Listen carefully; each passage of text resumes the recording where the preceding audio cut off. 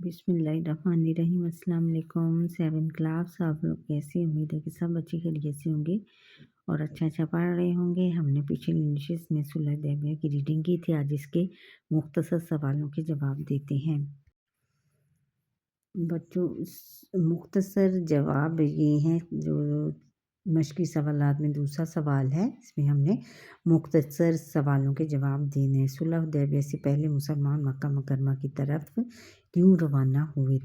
उसका जवाब हम बेटा यहाँ से देंगे। सवालों के जवाब है कि सुलह हुदैबिया से पहले मुसलमान उम्रे के इरादे से मक्का मुकर्रमा रवाना हुए थे। और सवाल नंबर 2 है कि हुदैबिया का मकाम कहाँ वाक़या है? जवाब है कि हुदैबिया का मकाम मक्का मुकर्रमा से कुछ दूर वाक़ है और यहाँ पर हज़ूर नबी अकरम ख़ातमुन नबीय्यीन सल्लल्लाहु अलैहि वसल्लम ने पड़ाव डाला यानी क़याम किया था। फिर सवाल नंबर 3 है कि सुलह हुदैबिया का मुआहिदा लिखने का एजाज़ किनको नसीब हुआ? का जवाब है कि सुलह हुदैबिया का मुआहिदा लिखने का एजाज़ हज़रत अली बिन अबी तालिब रज़ी अल्लाह ताला अन्हु को हुआ था, क्योंकि वो पढ़े लिखे नौजवान थे। नौजवानों में सबसे ज़्यादा पढ़े लिखे थे और लिखना पढ़ना जानते थे। अब अगला सवाल है कि सुलह हुदैबिया के मौके पर हज़रत उम्मे सलमा रज़ी अल्लाह ताला अन्हा ने नबी करीम ख़ातमुन नबीय्यीन सल्लल्लाहु अलैहि वसल्लम को क्या मशवरा दिया? जवाब है कि हज़रत उम्मे सलमा रज़ी अल्लाह ताला अन्हा ने नबी करीम ख़ातमुन नबीय्यीन सल्लल्लाहु अलैहि वसल्लम को ये मशवरा दिया कि आप किसी से कुछ ना कहें, बस इतना करें कि अपना जानवर ज़िबा कर दें और किसी बुलंद जगह बैठकर हज्जाम को बुलाकर अपना सर मंडवा लें। यानी क्योंकि वो बच्चों उम्रे के इरादे से गए थे और उन्होंने उस वक्त अपने जानवर भी साथ लेकर गए थे कि हम उम्रा करने के बाद जानवरों को ज़िबा किया जाता। तो उस वक्त, आजकल तो नहीं है, लेकिन उस वक्त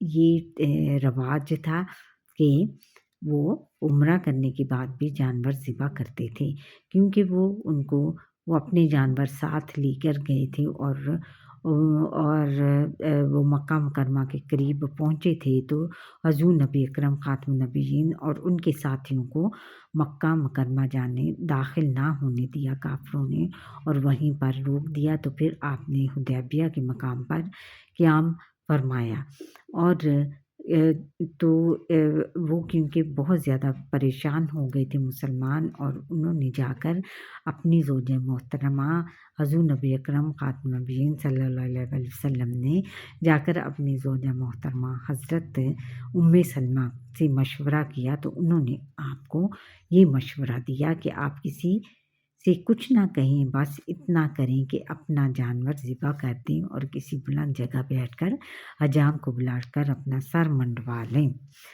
फिर अगला सवाल है कि सुलह हुदैबिया और फ़तह मक्का के दरमियानी वक्फ़े में मुसलमानों की तादाद में कितना फ़र्क आया?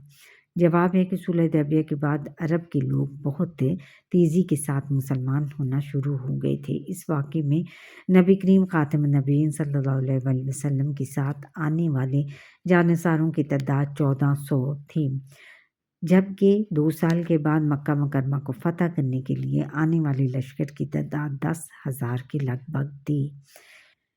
यानी उस वक्त जब वो उम्रा करने आए थे तो सिर्फ 1400 थी, और उसके बाद जब सुलह हुदैबिया ख़त्म हुआ और काफ़िरों ने उस पर ध्यान ना दिया और मजबूरन हज़ूर नबी अकरम ख़ातमुन नबीय्यीन सल्लल्लाहु अलैहि वसल्लम ने कहा कि अब हम ये मुआहिदा ख़त्म होता है, तो फिर उसके बाद तेज़ी के साथ बहुत सारे लोग मुसलमान होना शुरू हो गए।